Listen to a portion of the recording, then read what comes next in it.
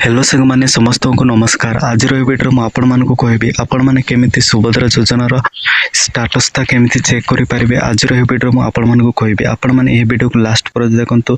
सब प्रथमे आपण माने एही पोर्टल को आसे जानतो। जदि एही पोर्टल को आसबा पई प्रॉब्लम होछि ताहाले आउ गोटे नेक्स्ट वीडियो अछि, से वीडियो को देखंतु। सुभद्रा पोर्टल ता क्वारी कला से वीडियो को देखला परे आपण माने ए वीडियो को देखंतु। ए वीडियो जेमति एही पोर्टल को आसीबे तापरे आपण माने एटी आवेदन स्थिति रे क्लिक कला परे आपण माने देखि पारुथिबे एटी आपण मानकु आधार कार्ड नंबर टी दिया देवा पई मांगु छी। तापरे एटी आपण माने कोन करंतु आधार कार्ड नंबर टा एटी दे दियंतु।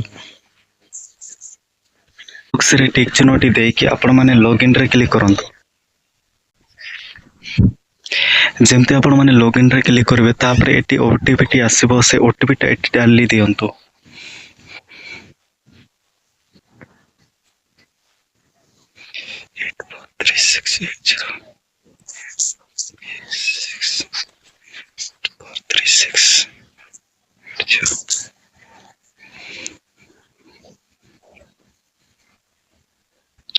तापरे आपण माने जेमती लॉगिन रे क्लिक करबे तापरे आपण को पोर्टल रे जो स्टेटस ता आपण माने देखि पारुथिबे। एटी आपण माने देखंतु ई केवाईसी स्थिति ता पेंडिंग अछि।